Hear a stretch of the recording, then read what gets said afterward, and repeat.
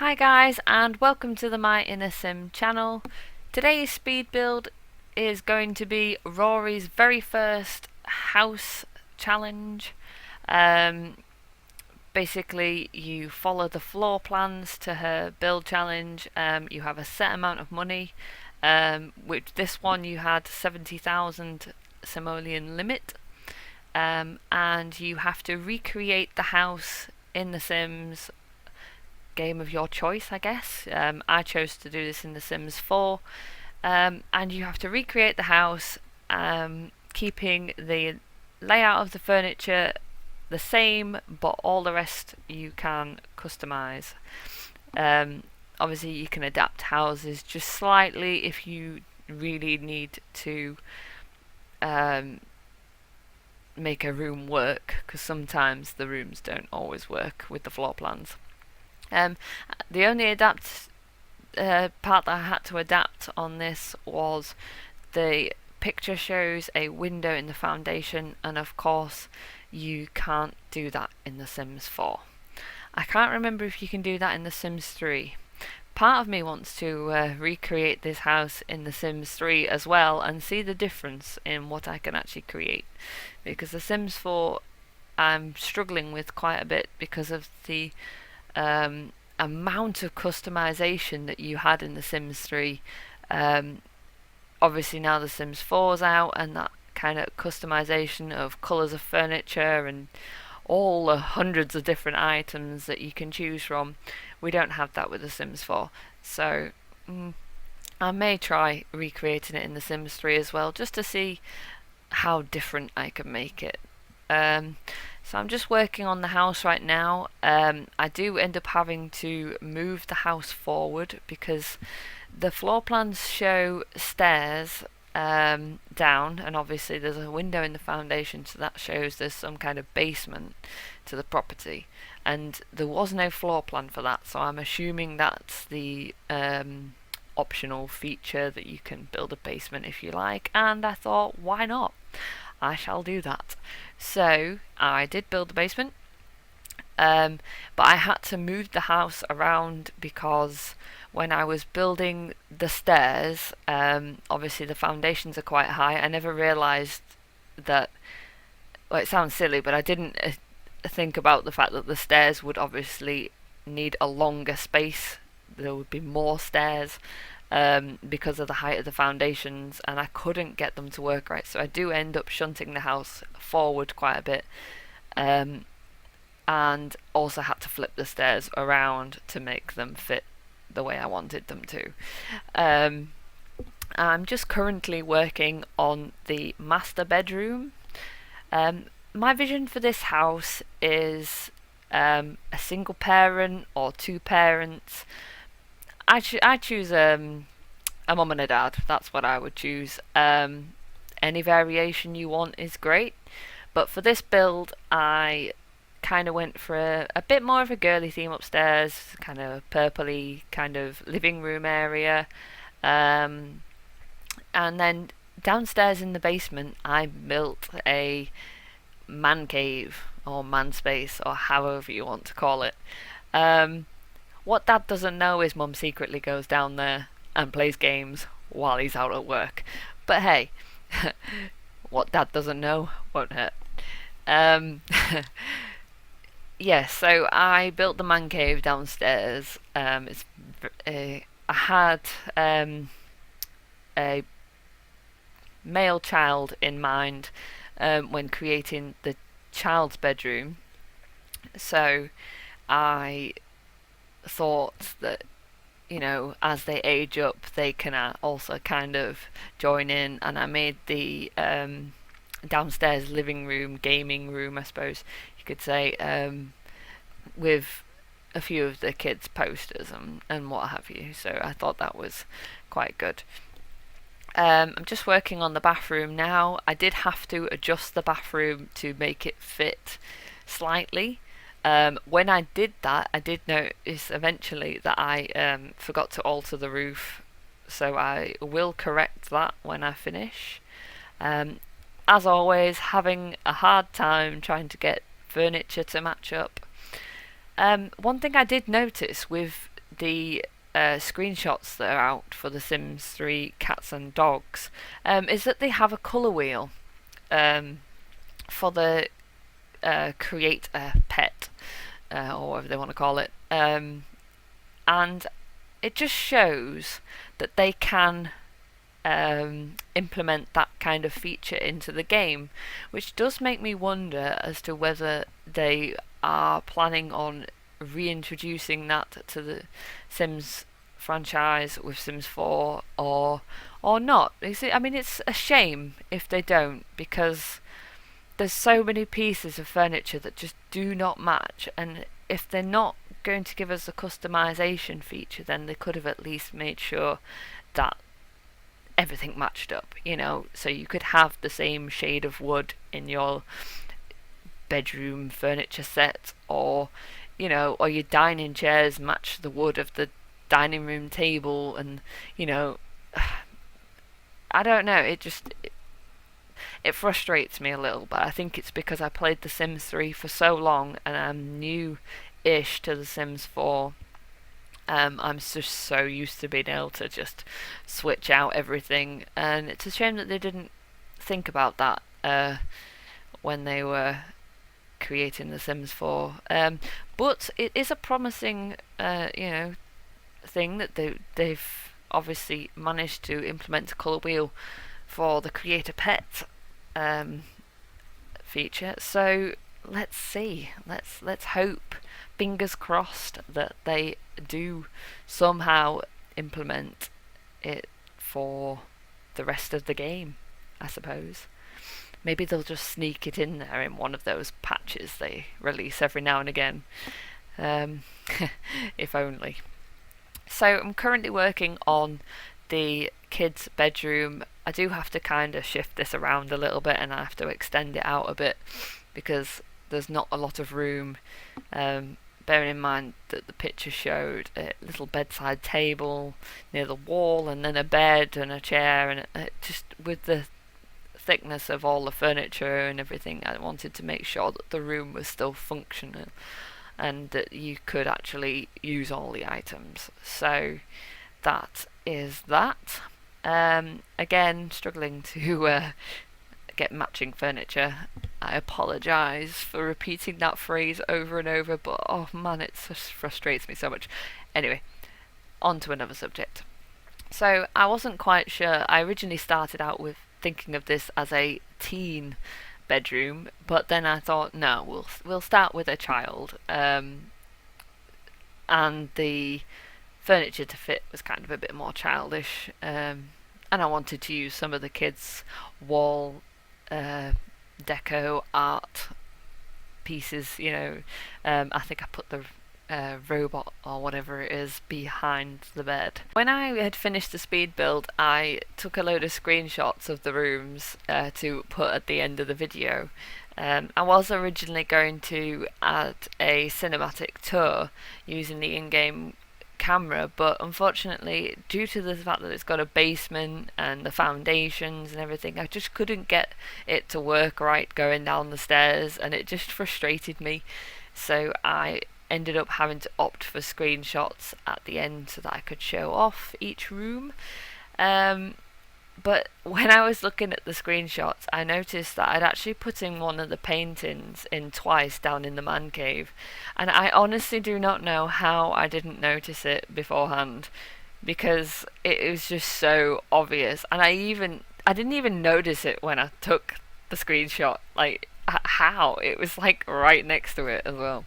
But never mind. So I have actually gone back into the game after the video and tweaked a few little bits that I noticed were just slightly out.